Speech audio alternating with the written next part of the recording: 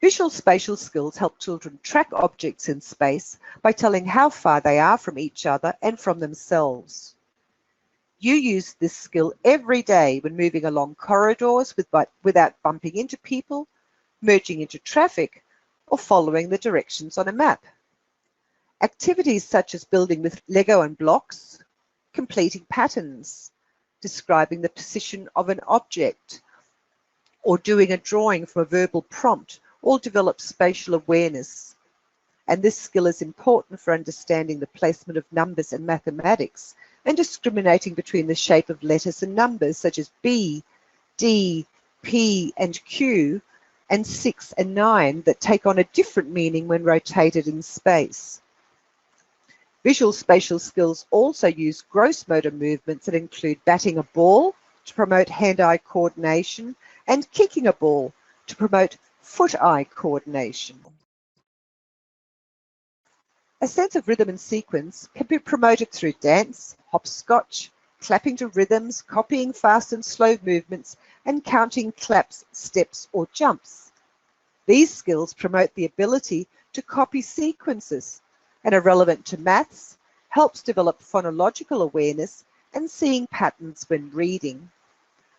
For example, when I hear someone speak a different language, one of the first things I notice is the rhythm of the language. I wonder what you hear first when you listen to someone else. You may also find that some children with dyslexia find it difficult to clap to a beat, and a study from the University of Cambridge suggests that there's a link between perception of rhythm and reading. Activities to cross the midline involve moving one part of the body across the opposite. This is important for reading, where the eyes track information across the body from the left to the right, and for handwriting, where the hand moves across the page and therefore across the body. The midline is an imaginary line that runs through the center of the body, and crossing the midline requires the hemispheres of the brain to work together to access information from both sides. Crossing the midline is also referred to as bilateral, as in two, bilateral integration. So bilateral integration uses movement to activate both hemispheres of the brain, preparing the brain for higher order thinking skills. And before we referred to crossing the midline, so now I'll just show you how crossing the midline is part of that sequence. First, children do symmetrical tasks. This is where they can do the same task or movement with both sides of the body. Think of a young child jumping with 2 feet together, or banging on a toy with both hands at the same time, or riding a trike by pushing with both feet. Next, children learn to use reciprocal movements. This is where they use the opposite side of the body to do things like crawling, walking, and climbing. And this is followed by asymmetrical movements, where children use their dominant hand to do one task, while the non-dominant hand does a different task.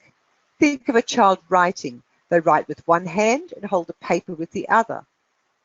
Other symmetrical movements include balancing on one foot and kicking a ball with the other, playing different keys with each hand on a piano or guitar, serving a tennis ball where you throw the ball with one hand and use a racket to hit the ball with the other. Lastly is the ability to cross the midline. This is where the child learns to cross the imaginary line down the middle of the body to perform tasks across the opposite side of the body, such as drawing a horizontal line across a page without having to switch hands, writing, as we mentioned earlier, and even self-care skills, such as putting on shoes and socks.